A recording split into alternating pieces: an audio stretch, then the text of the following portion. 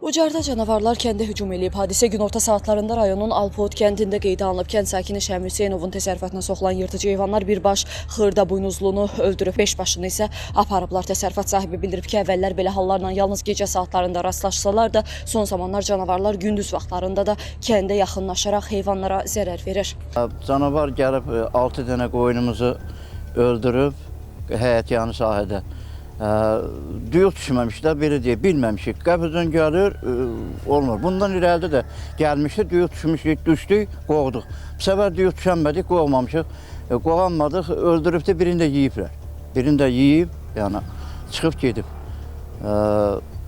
Adiyyəti qurumlardan xahiş edirəm ki, bu işlə bir maraqlansınlar, bir tədbir görsünlər. Bu heyvanlar get-gedə, bu canavarlar azğınlaşır, özü də çox pis vəziyyətdir. Bir dənə mal gəlib ki, qapıda cumur. Bayaqdan çöl-bahar idi, indi gəliblər qapıya. Qapıda gəlib cumurlar malı.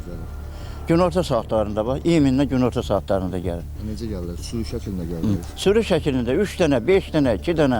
Yəni tək olmur. Qorxursuz da olmur. Ona görə də qorxuruq, gəlib qapıda uşağa cumar, nəvələrim zadım var, nəvələrimə cumar, neyniyər. Yəni qorxuruq ki, nəinki qoyun, adımızda da gəlib cumar qapıda, həyət yanı sahədə. Bax, belə azğınlaşıblar canavarlar.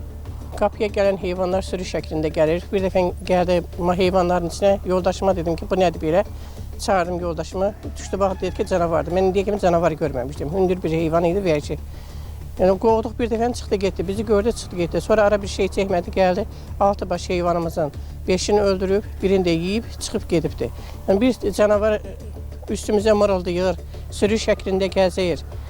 Həyətlərimizə hücum eləyir, yola çıxa bilmirik, gecə yerə düşə bilmirik. Toxucumuzu çaqqallar da, canavarlar da, toxucu saxlaya bilmirik, hamısını götürüb gedirlər. Yəni 2000 manatdan da çox bizə ziyanlıq vurubdur. Özümüzdə ikinci qrup ərililik, yoldaşım da, özüm də, evdə də birinci qrup ərililik evladım var. Vəziyyətimiz olduqca ağırdır və bizə vurulan ziyanlığı kim ödəyəcək, nə cür eləyəcək bilmirik. Məsələ ilə bağlı Ucar rayon İcra Hakimiyyətinin Alpot kənd üzrə nümayəndəsi Marif Abbasovun televiziyamıza bildirdi ki, mövcud durumdan bağlı rayon İcra Hakimiyyətinə məlumat verilib, yaxın vaxtlarda bununla bağlı tədbirlər görüləcəyi planlaşdırılır. Aqilə Sədov, Ülvi Orucova, Ucar.